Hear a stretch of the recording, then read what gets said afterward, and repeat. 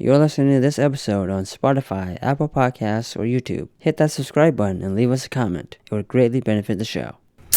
Welcome to Movie Bears with the Farx Brothers. I'm Kyle. I'm Kirk. I'm Nick. And we are here with, is your full professional name Nicholas Swedlund? It's my full legal name. Your legal, is it your professional name as well? I usually, when it's written down, it's full, and just casually, it's just Nick. So yeah, professional, sure, it's all the way written out. Okay.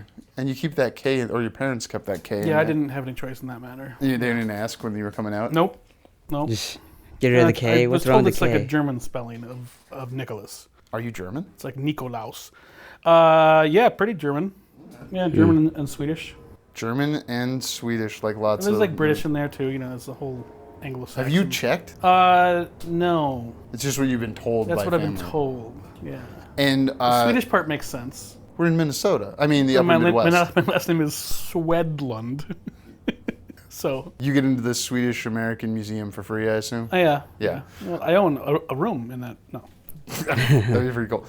You're a multi-hyphenate. How do you like to list your hyphenates? What do you go by first? Director first, because it's what you went to AFI for?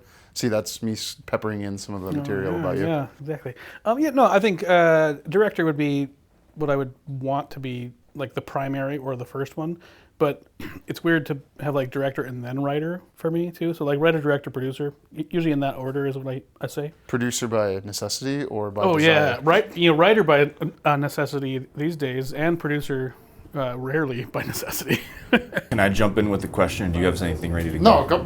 I'm just curious what you mean show. when you say, because I totally understand producing by necessity. I mean, I think I know what you mean by that. Yeah. Like, it sucks, right? Like, yes. when we've like the producing we've done, it's we're like doing it's it right now. pain in the sucks. ass, right? I'll tell you. Yeah. But writing, I have a little more of a question. Like, what makes you say writing by necessity? Just in that, like, to say like I'm a director. I direct things, but it's like, well, what are you directing? Well, I have to find a writer. I have to find, like, it feels like, and I don't mean to. It's not meant to be shade. Kind of is shade a little bit, I guess, but like.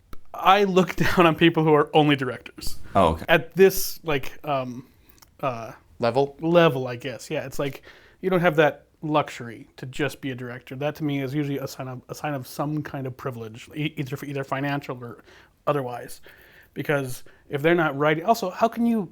I don't think you can fully direct well if you can't write at least competently. But you don't have to write often. Like Martin Scorsese only has written 3 of his scripts, and correct. Ridley Scott's only but ever at this level. Yeah, sure. I guess hire whoever wrote Wolf of Wall Street. I forget who wrote Wolf of Wall Street, but like it was not Marty. No. But so I'm like you can hire whoever.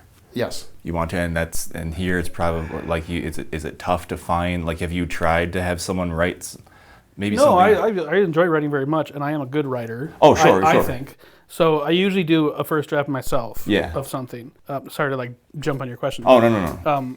But I would love to get to the point where it's like I don't have time to write these ideas, these 4 or whatever, and then bring in a writer, a friend of mine, and they write it, and then we either write together or I would just give them notes and they get that full written by credit. But also starting out, I've been doing this for almost 20 years, but as you're trying to break in, I'll say it that way, if you're a director, having that, like, the first couple films be written and directed by, like, that phrase, that credit is like gold, and then like silver would be like a co-written by and then directed by, like, that's fine, that's good. But for some reason, and this may just be my take on LA or Hollywood is, but that written and directed by, because it's like another level of like ownership and authorship of the project. So wait, but are you a big auteur guy, or do you believe it's done by everybody and everyone's an artist? Definitely the second one. No, definitely collaborative, but there has to be someone in charge. There has to be someone with an idea who can answer the questions. Is it, should the shirt be this color or that color? Like, it can't be filmmaking by committee. No. But it's filmmaking by with collaborative leadership. So definitely not the auteur. That's like Lars Van Trier and whatnot, and like they're just autocrats, and the results are the results. But like, if you're not him, like, how many people treat their crew like he does, and we don't know their name, and those are monsters in my opinion. They're probably European. Would you agree that it's also about knowing being open to ideas, but also knowing which ideas to politely say, like, this is not the way we should do it? Like, it's collaborative, but you can't have, like, if everyone comes to you and says the shirt should be green or blue or red, they can't be all. The shirt can't be all. Yeah, so hopefully, right? So it's like, hopefully you have a collaborator, like the wardrobe or whatever, the costumer, or the props, who doesn't have an ego. Yeah. And doesn't think that that it has to be this way, but also like, but you're talking about like the soft skills of directing, and it's even like the soft, not even directing, but like the soft skills of leadership, because there's like the mega horn, blowhorn, go there, do this leadership, right? But then there's, how do you deal with that moment when they say, it really should be the blue one? Yeah. And I always thought it would be red, whatever, if it's a shirt or a prop or something. I think the autocrat will just say, like, no, it's red, and just dismiss them outright. Am I saying that word right? Autocrat? I think that's just the asshole would say that, right? But the collaborative approach to that would be, if I really feel like it needs to be red, I will have a reason, and I will say, I hear you. I still think it should be red. Yeah. And then hopefully they acquiesce. Yeah. But also, like, if they come back with like, no, it needs to be blue because this reason, this, and because earlier in the script he says this thing, and that's why, I'm like, holy shit. So like, if I don't really care about it, the color, like, it's not like a die on the cross kind of thing, right? You grew up religious. I did, yeah. I did. Sorry, that threw me a little bit. That phrasing, because in that scenario, I'm Jesus. No, you could be one of the thieves next to him. Ego. There we go. Okay, well, I just exposed. Anyway, it's a moment to give that person like a win, and now they have an ownership piece of the project. They already did, right? But they, like, emotionally, they're like, like I got that idea into the movie. Yeah. Instead of being like, no, it has to be this. Oh yeah. And even allowing things, it's like a road, right? And like, if it's a narrow road, then you're like, the auteur, right? But if it's a wide road, you're still going that way. You're still going down the road, but the story and the project can kind of change as you go. And that might be a change where they say, someone comes up to you with an idea that you didn't think of that actually makes it better. Yeah. And having the wherewithal and hopefully the ego check, or the humility to be like, no, that is a better idea. Let's do that. Can you give a specific example of either direction where you acquiesced or where the other person had to acquiesce to you? Not on Sanctified, because that's one of the other segments we're going to do. Oh, not on Sanctified? Do you have a Sanctified example? Well, it's in front of me. We're watching it, so it's hard not to think about it. Welcome to the man cave. Yeah. There were a significant number of moments. I have to struggle to find a specific one on the short blue check that I did. Oh, yeah. Last year, or a couple years ago, actually, at this point. It was like, I don't have any specific example. I think there was a piece of blocking that I wanted one of the actors to do, or I thought they should do, but then Robert, the writer and co-director, so that's a little bit of a different dynamic than like someone that is directly like under you. It's more like a equal thing. But he wanted to have the characters do something different because of a cultural, hip-hop culture reason that I didn't know about, and that idea happened a number of times on that project, where it was like, no, they wouldn't do that. Whereas I think it would look cool. Okay. Right? Like there was a smoking a joint outside this, the way that I thought they would pass it around or whatever is not the way it's done or something. I don't really smoke, so I'm sure you've never touched the stuff. I don't even know what you're talking about, to be quite honest. Does that kind of make sense? I know I'm like, that's a kind of a vague example, but like that happened a lot. My friends who smoke cigarettes, who watch people in movies who don't know how to smoke cigarettes, will often comment they don't know what they're doing. Yeah. They're holding the cigarette wrong. They Exactly. don't smoke like they actually. They're not holding it like they actually smoke. Yeah, sure. Cigarette, right? Yes, yeah. Well, we're talking about cigarettes, sure. Or it's legal now. I don't care Right, either way, it is. it's going to get more legal in the upper Midwest as we go along. Not Wisconsin. No, Fuck you, Wisconsin. never.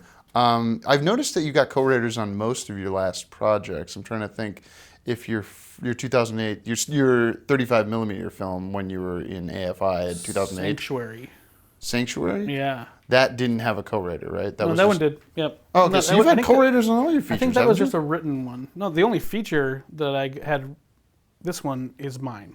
Sanctified. I wrote this. But the story, you have a story by credit from the other guy. How much do you know about the writing credits and what they mean. Story Yeah, what is versus story by? screenwriting. Well, there's written by, screenplay by, Yeah. story by. Yeah. You aren't aware of the differences? I am familiar. I believe Okay. I'm familiar. Well, this is a show that other people are listening to, so yeah, you know. So sure, but Sanctified is screenplay by, because Dan Belinsky, the star and producer, yes, it was originally based on a different script, therefore his idea, but my version was so drastically different that it wasn't a co-written credit. It was screenplay by and story by. Oh, 'Cause okay. I changed so much of what he had.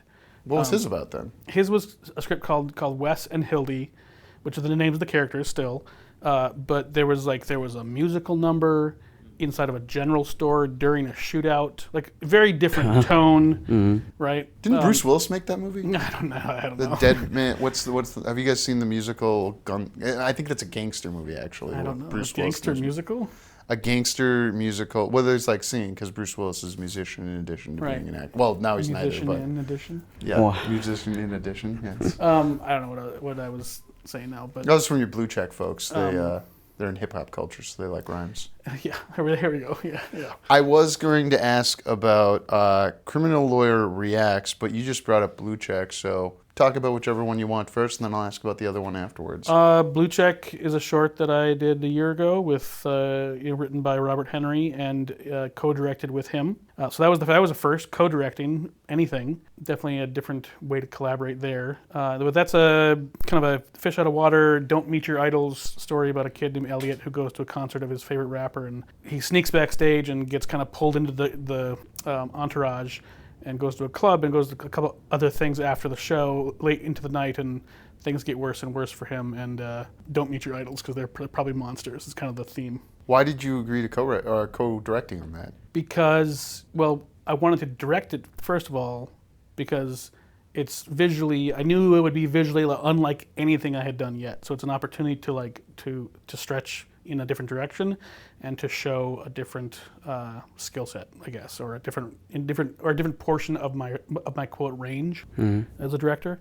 Because doing a period western and doing kind of like another feature, Bow Brothers, that was very kind of almost like a drama about a trauma, basically, and It's very rural. Both of these very movies rural, are rural and slow story, slow visuals. I wanted Blue Check was an opportunity to do something that would be like hyperactive and crazy and kind of intense and lots of cuts and lots of effects and stuff. So I wanted to get that on my resume. And as far as co-directing goes, I mean that was a choice between Robert and I, and he because he is so steeped in the culture that I wouldn't know what to say. I can't have people ad-lib things or give them potential lines to say because I don't know the culture well enough. So having him there as a co-director as opposed to just the writer on set allowed for better communication with the actors and the non-actors that we brought in because they don't they're non-actors. So having someone who can speak the language, so to speak, that was super valuable. So I kind of handled most of we did it together, but I was on the day while shooting, talking to the camera department, talking to getting things moving and constantly kind of pushing things along. That was and then talking with the actors also, but I'd say, Robert, he needs a line. And then he'd feed him some line that I was I could never in a million years think of that. So Can you give an example? You've seen the movie now. What is the line? What is the, well, I don't want to do faux hip hop speak. Oh man. Whatever that means. We were there's a scene where kind of the news that the kid it's kind of like the big twist actually, so I don't want to spoil it, but I know what you're talking about as I've seen the movie. Kid leaks. Oh, okay. The kid leaks. He leaks the newest song by his idol in the back of this van, and all the other people, they get the text on their phone and they see it, and then they all say different things like oh shit, oh my god, yeah. oh you're fucked, all that kind of stuff. Yeah. And just all those different pieces, and is what Robert was able to kind of to feed them. And get them. That wasn't written. That wasn't written, no. wasn't so having him as the writer and co-director, like that combo, Yeah. is ideal, I think. Did you get to the set in that game and go, okay, now we need lines here? No, it's organic when it happens in the moment. You know, it's like if the previously written line is just not working, in the actor, then Robert would step up and kind of workshop a line or two. But also the non-actors who don't know what they're doing, I can talk to them about about kind of relaxing and just kind of having fun or whatever that kind of terminology, just to get them in a comfortable space. But as far as like telling, because you gotta kind of just like prescribe what, like, say this for non-actors. Say it sometimes. like this. Do you do tone reads for 'em? If they need it? Okay. For sure. If a non-actor needs it, that's the world you're in. If they're an actor on the day, though, aren't they an actor? This is a mild debate show, so. How did you know which ones were no background in acting and which ones were, had a professional background in acting? Like, obviously, Aaron Roberts and Joey Ford. The actors that we cast had background in acting. But Lil Gouda, for example, the rapper that plays Lil Gouda, he Lil Boy Cantu is his name. He was out in L.A. He auditioned over Instagram because he read the script or somehow, and he loved it, and he was like chomping at the bit for this role, but he had never acted before. So technically, he was a non-actor in that moment. But it's more like an extra who's not a professional extra. That's more what a non-actor means. Okay. Technically, they are part of the talent group, I would say, but they're not actors by profession. Actor I'm by thinking of the Chris Farley sketch from SNL. Actor. I may not be an actor, but that makes sense to me. How did were there multiple people up for Lil Gouda, or was it always written with that guy in mind? Because it seemed like could have been. It wasn't written with anyone in mind. Oh wow. I mean, any actor in mind. It was written with a rapper, a type of rapper. Like modeled after a couple of different people, yeah. Okay. Tekashi 6ix9ine is the main one, I think, which is crazy. But no, I think we looked at some other guys like as potential, but the question was like, do we want an actor who says they can rap or a rapper who says he can act? Probably a rapper who can act, right? Yeah, so like that's a safer bet because even a rapper who has never acted, they're still a performer, right? They're still in that. But an actor who says they can rap, it's like, that is a gamble. Did he perform more than what is seen in the movie? Because there's a shot with a crowd and people are... Yeah, him and Will Robinson, they who also goes by Muck Boy online at his music, they wrote like 6... Will mostly wrote like 6 songs that are original songs for the film and the soundtrack. So, and Cantu... He wrote different bars and lines. See, I'm learning bars. That's the term in hip hop. Yeah. Bars. I didn't know. See, that. You're fine. You'll Before make it this in the movie, rap I was game. like, oh, that's a good lyric. But yeah, no. So like he contributed heavily to the music and the songs, and we shot more than he's in there, of course. Not a ton, but we put on a concert basically. It was a start and stop concert because we're filming, right? But it was the lights and everything. That's a lot of extras. I'm trying to think if you've had gun banging and lots of people moving around in the background, but how many extras were there? Oh, we only had like probably 25. Oh, really? Yeah. Okay, that's not that bad. But we made it look like more. Yes. Yeah. Did they have different shirts, or you just move people around? Just move people around. Okay. And thinking back to it, I guess I could see how. And we kept the shots like you're keeping the shots narrow or not wide during that moment is like. You need to have the one wide behind Gouda, right? To show the whole thing. Sure. But then after that, it's all Elliot's perspective and his point of view, and he's down in the photo pit between the crowd and the stage, right? He's down there, so keeping that narrative point of view consistent and specific into Elliot.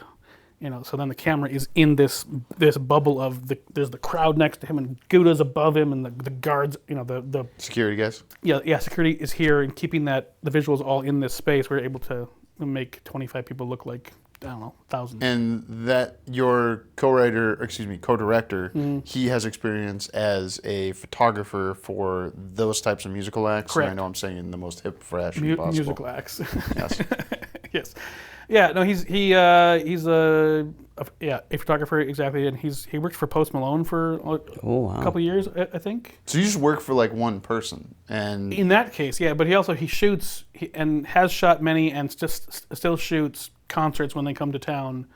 And he'll go shoot the whatever, any big artist that comes to town, he'll try to get a media pass, and then film and shoot them and get a portrait of them. And he's got some pretty cool portraits on his Instagram. Wait, does then he have to does he have to sell that to them after the fact? No. Oh, so he just gets a media pass, shoots it, and hopefully it gets. You have to ask him about the ultra specifics, but I will have as far as I know, it's specific to each artist and what their team wants. Like most of the photos that he took while he worked with Post Malone have not seen the light of day, but that's because it's Post Malone, and he has a different like full-time photographer, right? I say most because he has some out there too. But there's a story he told about he took a portrait of Sting one time. He can't post that yet. So. Oh, wow. But he's like amassing a body of work of portraits of very high profile musicians and artists. Performance artists. Yes. Okay. Yes. How did you meet this individual? Through a friend, Chris Peck. He's the executive producer on Blue Check. He's the executive producer, and he knew that they needed a co-director, so they came to you. And well, basically. I mean, we were talking about who was gonna. They were talking. We were hanging out before the project even kind of became a thing. And then it was like, oh well, I have a script. Well, what's it about? And then we, now we're here. Was that his first script? And then how much did you have to change, elevate or bring it to what became? No, he's a very good writer. I didn't change it pretty much anything. Oh. We might have talked about negotiated and collaborated. Okay, well, if this scene's actually set in the hallway, it could be cool visually for this instead of the lobby or something. That kind of changes, right? But no story changes because it's very much I want to respect back to the whole writer-director thing. As a director, I want to respect the writer's ideas and vision and try to interpret them as opposed to change them into what I think they should be, if that makes sense. Because otherwise, I should go write the thing that I want to, that I think it should be. But it's his story, if that makes sense. It's like when they tell critics you shouldn't say what they should have done because you should just go make a movie. Correct. Let's contrast this with Criminal Lawyer Reacts. And that's a full-time gig? Is that what your LinkedIn says? It's full-time enough. Okay. It's okay. Tell the audience, please, what this gig is. Maybe we're increasing, because he's got millions of people that watch. Yeah, we just hit 1.4 million subscribers on YouTube. Criminal Lawyer Reacts with Bruce Rivers, and again, that's with Robert Henry and I. We were just after the movie, in the editing process. It's a channel on YouTube with a bunch of subscribers, and Bruce Rivers does legal reactions to different cases, different body cam videos on YouTube, and we're doing that for about 6 months now, and it's good. So, learning about the behind the scenes of YouTube and the algorithms and the analytics has been fascinating and kind of mind blowing, and it's exciting. Today I was over there actually, and I made a whole podcast studio because we're going to start his podcast. Pretty soon, yeah. So that's going to be just called The Criminal Lawyer, I think. Instead of just reacting? Yeah, it's more like interviews, right? So it's. Okay. Is he going to interview criminals? No, maybe. What in jail? Yeah, right in jail. Are on the way. What do you think you're going to eat in there? What have you learned about the YouTube algorithm? Before this episode comes out, linear listeners will have heard an Instagram influencer we've had on who's also in the narrative film game. Yeah. And she talked about and this is a bad example because she said TikTok, you get monetized if it's almost a minute, and but 30 seconds videos do better on TikTok. And I was like, I don't have Chinese spyware on my phone, so. Right. Yeah. Yeah. Well, just learning about the monetization on YouTube has been eye-opening, and if you can build that audience, it can add up pretty quick. Okay. Now, I've also learned that different types of content earn different RPM, I think it's revenue per minute or per 1,000 or something like that. It's how much you're making per minute viewed I think it's per 1,000 views or something like that. I think is how it goes. Okay. Yeah, I haven't done a deep dive into this stuff, but it's just watching it kind of all in front of you, instead of knowing the specifics. That's been interesting to see how one video does versus another video, and different topics do better or worse. Wait, when you say how much they earn per minute, is like legal content earn less than entertainment content, or like political stuff earns less than legal stuff? Like children's content earns less than legal content, for example. Because they can't buy as much. Those exactly, poor because freaking kids. The kids are not. They're yeah, exactly. So you're advertising to adults more in legal content, right? But compared to like. Mr. Beast is a whole different thing. That's like saying, that's like Spielberg or Scorsese in the YouTube space, right? He's up there. But like, I don't know, what's a mid-level, very popular, I don't know, like, Hot Ones, like the Hot Wing guy. I don't know his exact numbers, but if you're in like the 5 to 10 million range, your advertisers are probably pretty solid, right? So you're that number per thousand, whatever, is higher. And legal content is because of the adults. Like we have Mazda ads and other ads like that instead of like ShamWow or some I don't know. That's not even advertising It's like anymore. cable because we get 5 million people watching this show, and but hey, we get people who are closer to, let's say, 49 than 18, so they can afford a Lexus versus a Civic. Right. That sort of thing. Okay. Yeah, and just and watching like the detail of the analytics is impressive, right? Which is good, but it's your the age range of your viewership on like a bell curve, right? Sure. And then but also like when they're watching the videos most of the time. Which changes when you post? Which changes when you post, right? So doing a deep dive and understanding those pieces for your channel, you can optimize maybe the views, like knowing what don't change, different thumbnail techniques and kind of stuff like that, where if you change stuff too much too soon, when you step into a channel like I did, then the viewership can get the comments can get a little wild. Wait, have you had backlash from changes? Early on, they were not happy with some of the changes, but like I guess I should say like. The reason that we did this is because Bruce Rivers, he and his son launched the channel like 4 years ago, and his son passed away last November. Oh, I'm sorry to hear that. Yeah, I never met him. His name is Michael Rivers. So there was kind of the audience, the subscribers were very much like, who are these new guys? They can never replace Michael, and like that's a part of the thing. And like now, but then the comments come in like, oh, the editing's getting better, and consider the source too. This is YouTube comments, so probably bots from Russia. Probably that, yeah. Wow. Yeah. I mean, you're not kidding. So you came into an already moving train. Yes. And your job was to up the level of production? Well, I think first and foremost, just to continue. Okay. Continue the channel, kind of in Michael's honor and part of his legacy. I think that was probably the primary goal. And it was almost to 1 million when you came, or was it? No, it was like 1 point. It was already to 1.3 something. Like we just crossed the 1.4 mark like last week. But no, I mean it wasn't. We weren't brought in to up the game. That wasn't the goal. I mean to continue it. Yes. An already successful property. Exactly. Now we combined. Robert and I have more production experience in various ways than Michael did. So naturally, some of the things we do will be. I would hope if he was here, he would also say that we upped the game. With respect to him. And you only call your boss Dad on accident, I assume. Yeah. You worked at Icon Pictures for 5 months starting in January of 2004. Worked is a strong word. You were an intern when The intern. Passion of the Christ came out. Yeah, it was. And this is a wild pivot. I recognize Apparently. that. How did you get it down to the year? It's on his LinkedIn. Oh. And I know I should turn this stuff off. and then I realized while looking at that, wait a second, that's when The Passion of the Christ came out. Because we did a bonus commentary. That will come out someday. Eventually. Eventually it will come out. What was that like? And did you ever see Mel Gibson? I met him. Yeah, I met him briefly, shook his hand. Did he yell the N-word or say anything about the shoes to you? No, he did not. I really like Mel Gibson. And so do I. I'll come out of the closet. I love Mel Gibson. He's a great director. Yeah. I didn't see the last one. No. Flight Risk? Did you see Flight Risk? No, I didn't see that. No, I didn't see that. No. I like him more as an actor than... anyway, whatever. Why?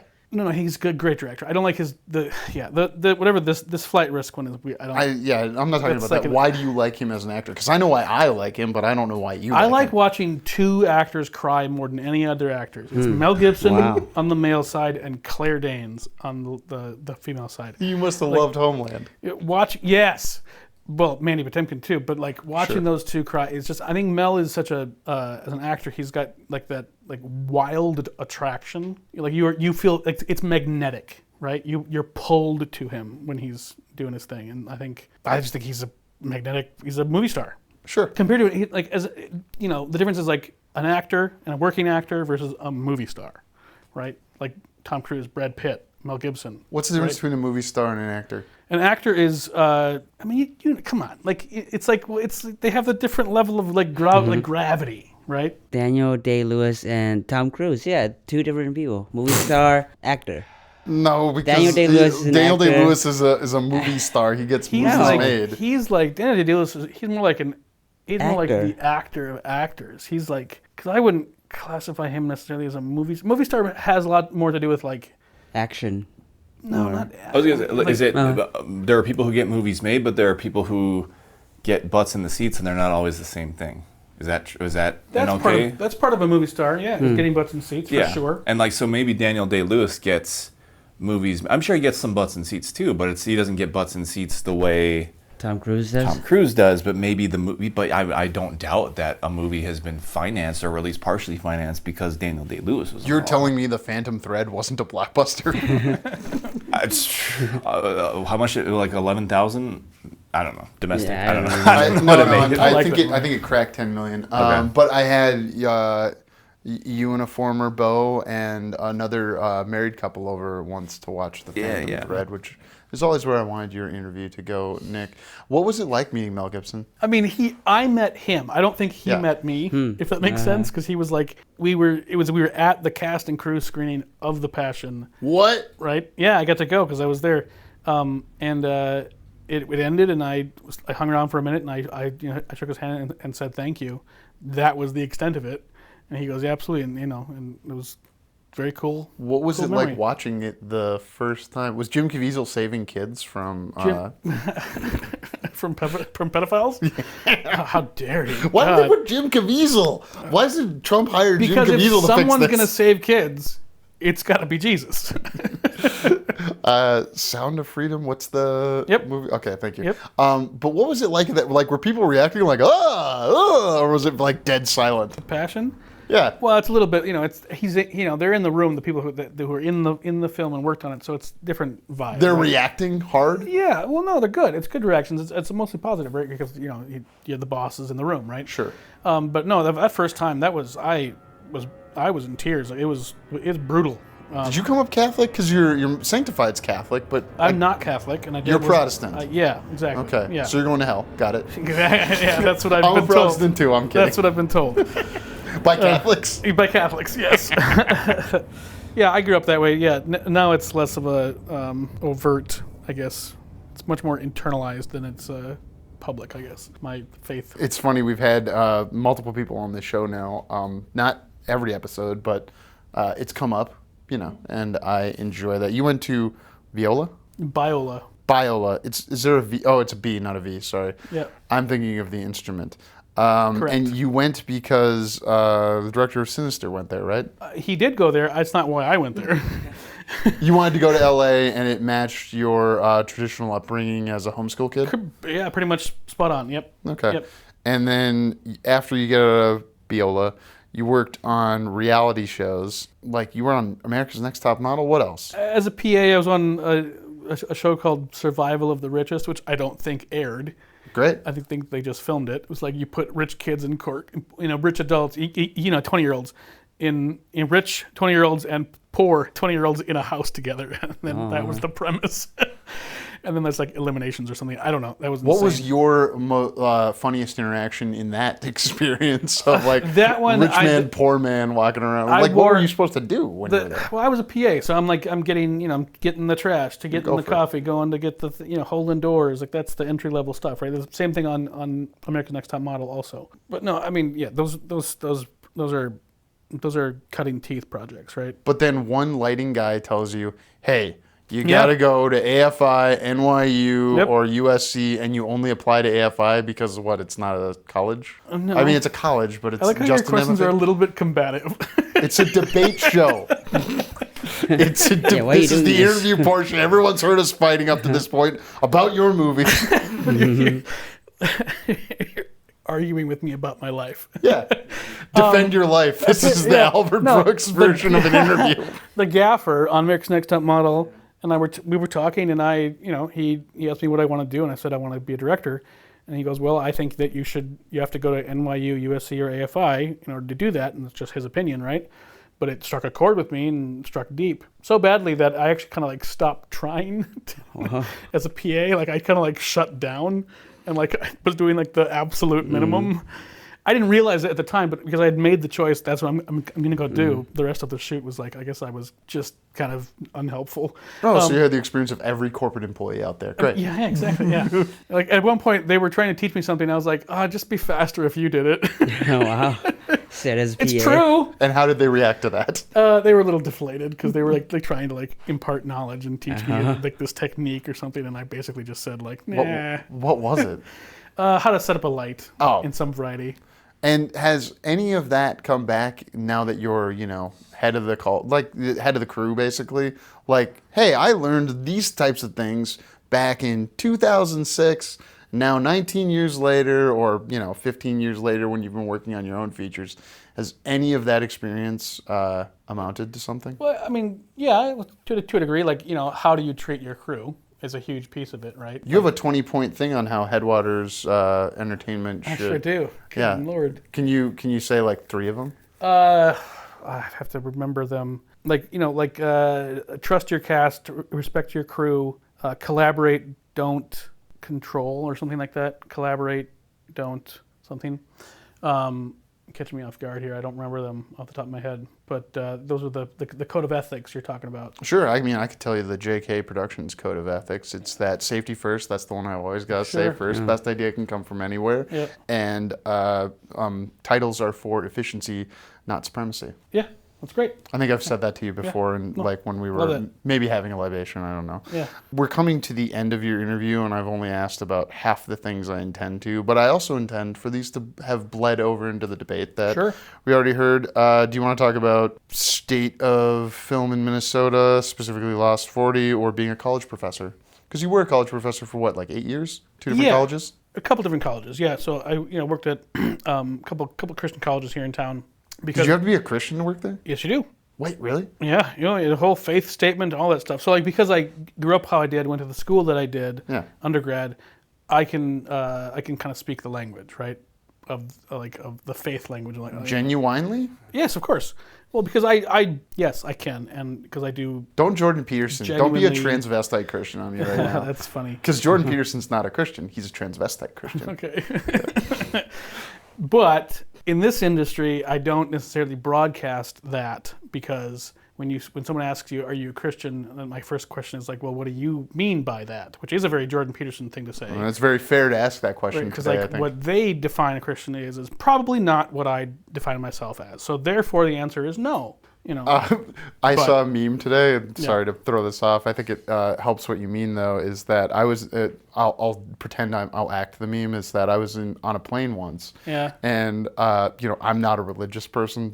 I am a religious person, Kyle, but me on this plane as the person in the meme as not. Yeah. And we hit some bad turbulence. I was very scared there. And I immediately found God and started trying to take away the rights of gays. And I found that helped me with the plane's turbulence. That's a high note. So I'm going to... The turbulence only went away once marriage equality went away, right? Yeah, exactly.